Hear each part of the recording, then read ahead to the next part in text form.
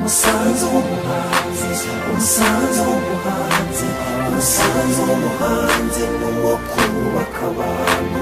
Umusanzu w'umuhanzi, umusanzu w'umuhanzi, umusanzu w'umuhanzi muze wubaka u Rwanda. Hari ikintu Imana igiye gukora u Rwanda. Mu gihe cyashize abahanzi nanjye ndimo ntabwo twigeze dufata umwanya nk'uwa Kizito bafite uyu munsi. Uyu munsi twishimye cyane kubera Kizito yadusuye, hanyuma icyo namwizeza nuko tumuri inyuma mu kubaka igihugu. Twamenye yuko neza mbere yuko tugira icyo tuba turi abanyarwanda, mbere yuko tuba abahutu n'abatutsi turi abanyarwanda. Kizito Mihigo Nyagasani akugororere mu ijuru, abamarayika bamanuke bagumigisha uzakomereza. Ibana kaye mupe ngenda yemera cyane nkurikije ibintu akora nk'iriya gahunda yagiye atangiza mu magereza. Nukuri ubona ubumwe n'ubwiyunge yarabutangiye impande zose, cyane cyane nko kuri bari abantu wenda bafunze, ubona yaragiye abagarura icyizere cy'uko n'Imana ubwayo izagira ikibababarira. Monsieur Kizito, c'est toi qui as toujours de bons mots, on t'aime beaucoup. On t'oubliera jamais. Un bon message, merci de ta part. Banuma wenziza, numa wenziza, banuma wenziza, wini otwibanire. I love you, Kizito!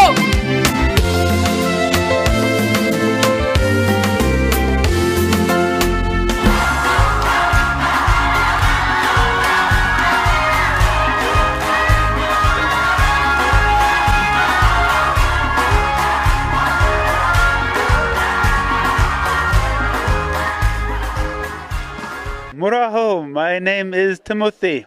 I like to watch Umusaza Umuhanzi.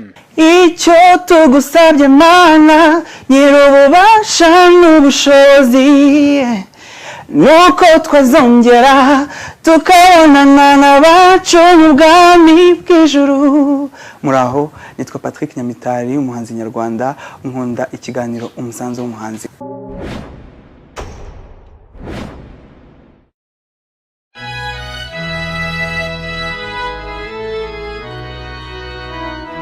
KMP numa y'amahoro, KMP nyenyeri y'urukundo, KMP muryango w'ubumwe, KMP kuri kubwiyunge, KMP ririmba, KMP curanga, KMP humeka amahoro, KMP sigaha, KMP byina, KMP utuzanira ituze. Loué soit Jésus-Christ, le seul, l'unique vrai réconciliateur. La seule, l'unique source d'amour et de paix, de pardon, de réconciliation et d'unité. Sa paix soit avec nous. Il y a des fois où je me sens comme une larme. Il y a des fois où je me sens comme un sourire. Il y a des fois où je sens que j'ai été créé pour twakunganyiki tuzazirikani. Oui, c'est la question, l'éternelle question de ce qu'on appelle en théologie la théodicée. La théodicée, c'est la justification de Dieu face au mal. Comment est-ce qu'on peut justifier Dieu, qui est tout amour, toute bonté, face au mal que nous constatons dans nos vies, dans notre histoire? Eh bien, l'attitude de Dieu est paradoxale. Mais je pense qu'il faut comprendre ce que c'est. Dieu a donné à l'homme le libre arbitre. Il lui a donné carte blanche. Donc l'homme peut faire ce qu'il veut. C'est pas Dieu qui va intervenir pour l'empêcher. Et pourtant Dieu n'est pas absent. Il est en même temps au cœur du bourreau et au cœur de la victime. En même temps. Parce que Dieu est partout. Tu vois? Et je pense que pour comprendre l'attitude de Dieu, il faut remonter à la Genèse, au meurtre de Abel par Caïn. Tu vois, Caïn va tuer son frère. Dieu ne va pas avertir Abel pour lui dire, écoute, si ton frère te dit d'aller au champ, n'accepte pas. Il va avertir Caïn pour dire à Caïn, mais mon cher, attention, ce que tu vas faire, c'est terrible. C'est terrible, pas pour ton frère en fait. Pourquoi? Parce que, en Kinyarwanda, nous le disons très bien. Mourir, c'est répondre à l'appel de Dieu. Ce qui veut dire que celui qui meurt ne va pas dans la mort, il va dans la vie éternelle. Donc celui-là n'est pas en danger. Celui qui est en danger, c'est le tueur, le meurtrier. Parce qu'il est comme Caïn, il va sortir de la face de Yahvé. Il va quitter la face de Yahvé. De sorte que pour le moment, je dois te dire que dans l'histoire du Rwanda, nous avons essayé de le dire dans des documents, les documents de la commission de relance et des activités pastorales du diocèse de Butare en 1995, en disant que il y a en fait 2 morts dans l'histoire du Rwanda, dans l'histoire du génocide. Il y a ce que nous appelons les morts, ceux qui ont été tués. Ceux-là sont dans la face de Yahvé, devant Yahvé. Ils sont dans la vie. Mais il y a les morts vivants, c'est-à-dire ceux qui ont tué. Ils sont plus morts que ceux qu'ils ont tués. Et ça, il n'y a que le chrétien qui peut comprendre ça. Qui peut comprendre que celui qui tue est encore plus mal logé que celui qui l'a tué. Tu vois, ça, il faut être chrétien pour comprendre ça. Donc maintenant, au Rwanda, comment comprendre ce qui s'est passé? Dieu est en nous. Et Dieu est en train de travailler en nous. Dans les victimes comme dans les bourreaux, il travaille. Il travaille à nous faire dépasser le jugement, à nous faire dépasser la dichotomie du bien et du mal. Il est en train de nous amener dans l'énergie christique. Et l'énergie christique, c'est la tierce voie. La voie qui accueille les uns et les autres, ne juge pas, mais donne à chacun du champ et du temps pour avancer vers lui, vers sa stature adulte d'homme parfait. Et l'homme parfait, c'est Dieu incarné, le Dieu du Rwanda. Nous sommes tous invités, les uns à partir de leur position de victime, les autres à partir de leur position de bourreau, à devenir des dieux du Rwanda. Par l'attitude du chrétien face à l'innommable, c'est une attitude qui surprend le monde. Le chrétien est un homme ou une femme qui vit dans le monde, mais sans être du monde. Ce qui veut dire qu'il n'obéit pas aux logiques du monde. Par exemple, pour lui, il ne prend pas parti. Il n'est contre personne. Il ne juge pas. Et donc, avec ce qui s'est passé chez nous, l'attitude chrétienne consiste à, d'après moi, constater d'abord que c'est vraiment l'innommable. C'est comme si le menteur et meurtrier dès le commencement, comme dit l'évangile de Jean, était sorti de son trou et avait habité le Rwanda pendant 3 mois, au moins 3 mois, d'avril à juillet 94. Mais après avoir réalisé cela, le chrétien se dit, voilà, j'ai un contexte dans lequel je peux démontrer l'amour de Dieu. L'amour de Dieu qui s'est révélé à nous, surtout sur la croix. Lorsque Jésus meurt en disant, pardonne-leur, ils ne savent pas ce qu'ils font. C'est un message qu'on ne peut pas dire tout droit comme ça aux Rwandais. C'est un message qu'on ne peut pas dire avec des mots. Un message qu'on donne avec une attitude, une démarche. La démarche qui va vers la souffrance de l'autre. Qui accueille la souffrance de l'autre.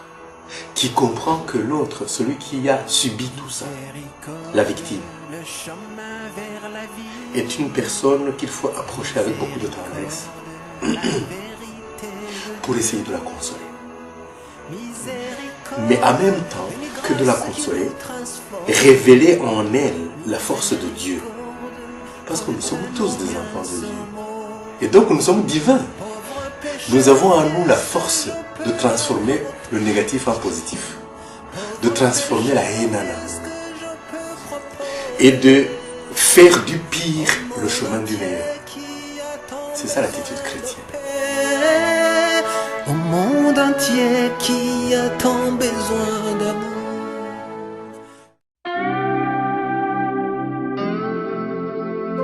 Abanyarwanda dutuye muri Midwest muri Leta Zunze Ubumwe za Amerika twifatanyije n'igihugu cyacu kwibuka abacu bishwe muri jenoside yakorewe abatutsi.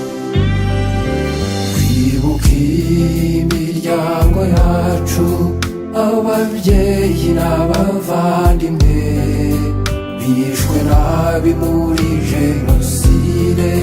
jenoside yakorewe abatutsi. Abo bantu bari beza, nibo twigiragaho gusenga. Abo bantu bari beza, nibo twigiyeho ubupfura. Abo bantu bari beza, nibo twigiragaho gusenga. Abo bantu bari beza, nibo twigiyeho ubupfura. Twibuke dufatanye n'umuryango wa Adeline na Albert Gasake kwibuka Vrisonga, Depite Solange, Thierry Bahizi, François, Delphine, Dieudonné na Agnès, Anita Mukarukundo, Justin Gapira, Fidèle Kanyabugoyi, Agnès Mukaferisi na Sabin Nshutinziza. Abo bose aho bari bakomeze baruhukire mu mahoro. Abo bantu bari beza, nibo twigiragaho gusenga. Abo bantu bari beza, nibo twigiyeho ubupfura. Abo bantu bari beza, nibo twigiragaho gusenga. Abo bantu bari beza, nibo twigiyeho ubupfura.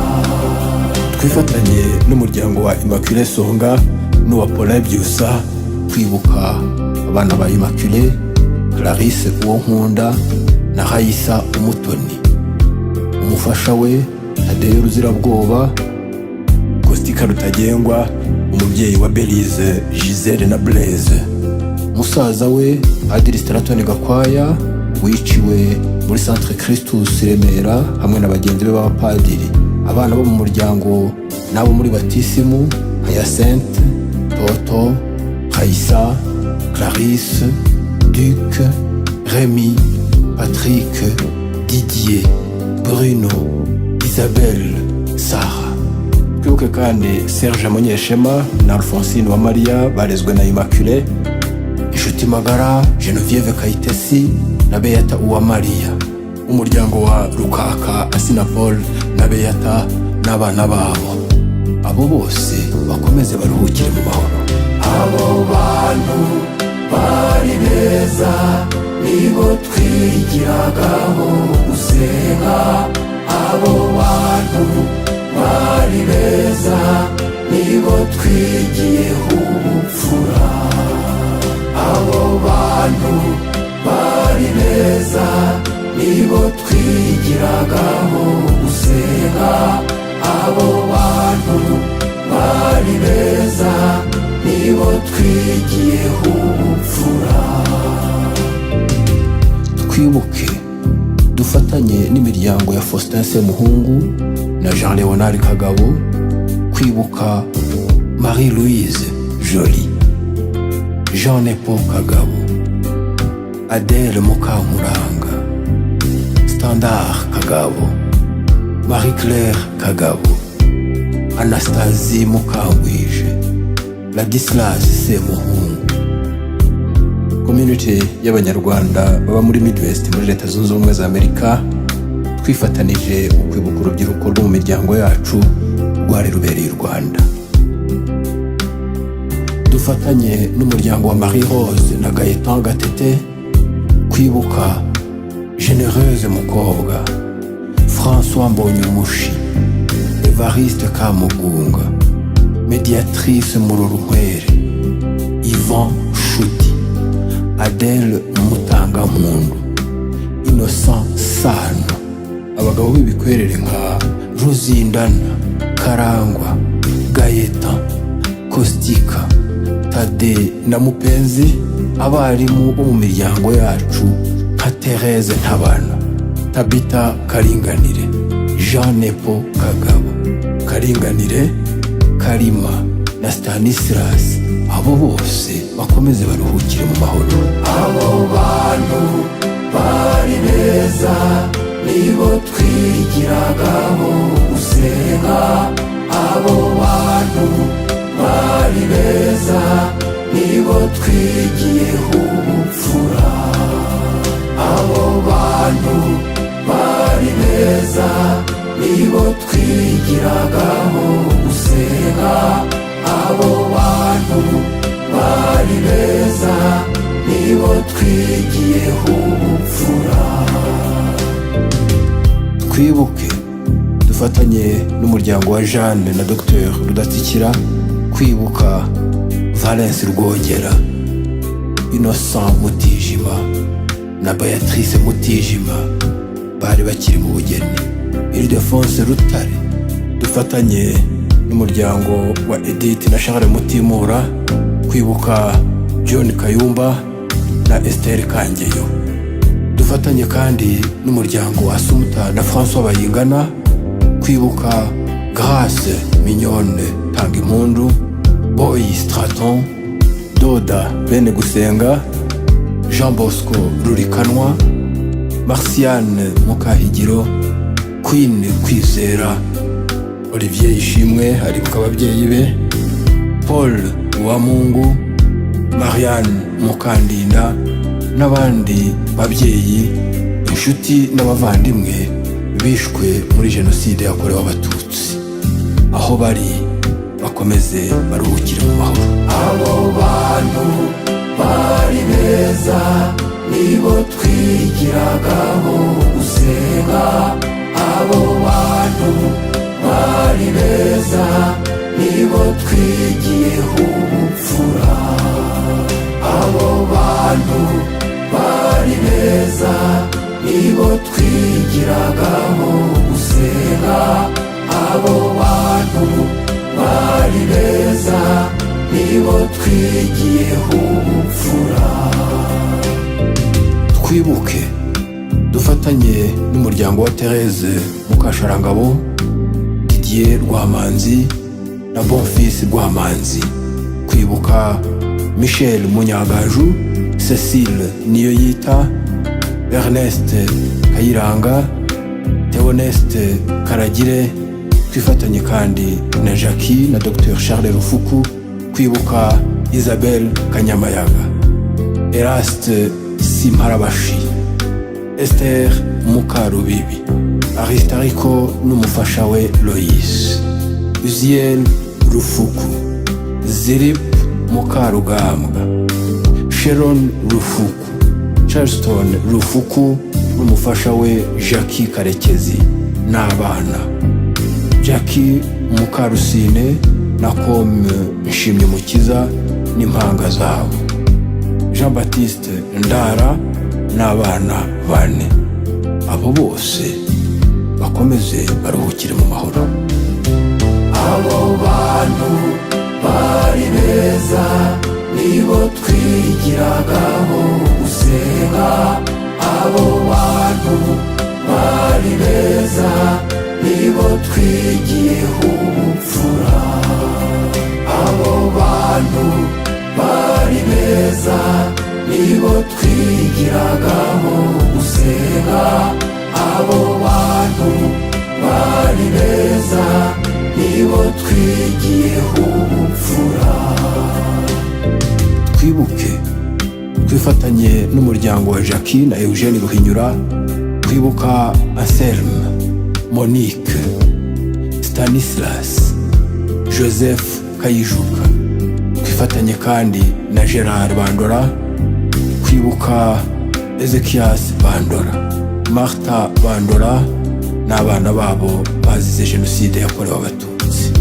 Twifatanye kandi na Pascaline na Nzumalo Ruhaya kwibuka Claver Karuranga, Frederic Karuranga n'abana babo.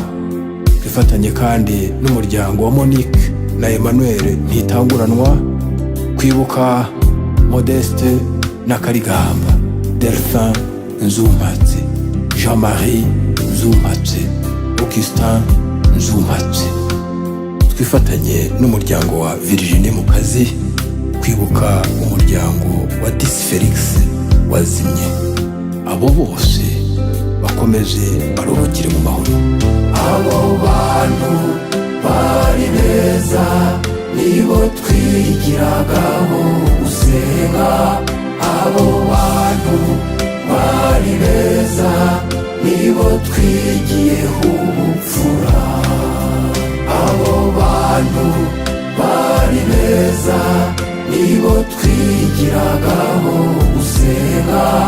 Abo bantu bari beza nibo twigiyeho ubupfura. Twibuke twifatanye n'umuryango wa Stacine na Kizito Kalima kwibuka Cecilia na Denis Kalima, Irene na Fidel Ndoba, Fidel Safari, Verediana Mukaruhamanya biciwe ku Gasoro ya Nyanja. Twifatanye kandi na Thomas Habimana na John Hakiza kwibuka Pasteur Jacob Gaparayi, Madeleine Kaberanya, Zita Nyiramana Gaparayi. Twifatanye kandi na Kati Mutuyimana kwibuka Michel Mageza, Marthe Mukanyangezi, Emilienne Mukangomba na Faustin Bizimungu. Nanjye kandi ndibuka Data Vuguzi Augustin wiciwe i Kibeho muri jenoside yakorewe abatutsi. Abo bose bakomeze baruhukire mu mahoro. Abo bantu bari beza nibo twigiragaho gusenga. Abo bantu bari beza nibo twigiyeho ubupfura. Abo bantu bari beza nibo twigiragaho gusenga. Abo bantu bari beza nibo twigiyeho ubupfura. Ababyeyi bacu, inshuti n'abavandimwe bishwe urw'agashinyaguro muri jenoside yakorewe abatutsi.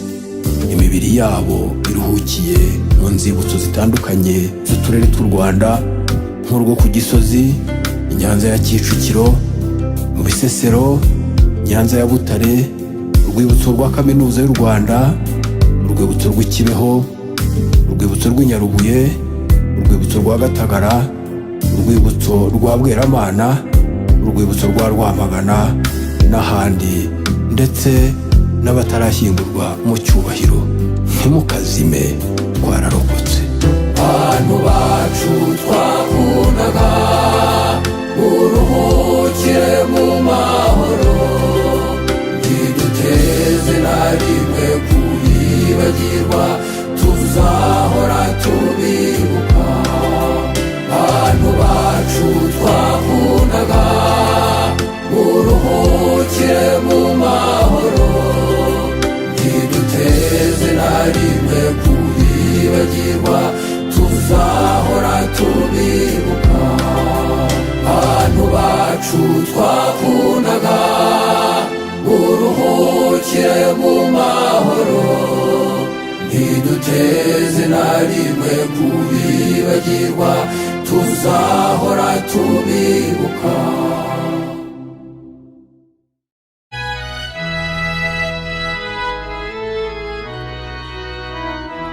KMP numa y'amahoro, KMP nyenyeri y'urukundo, KMP muryango w'ubumwe, KMP kuri KMP ririmba, KMP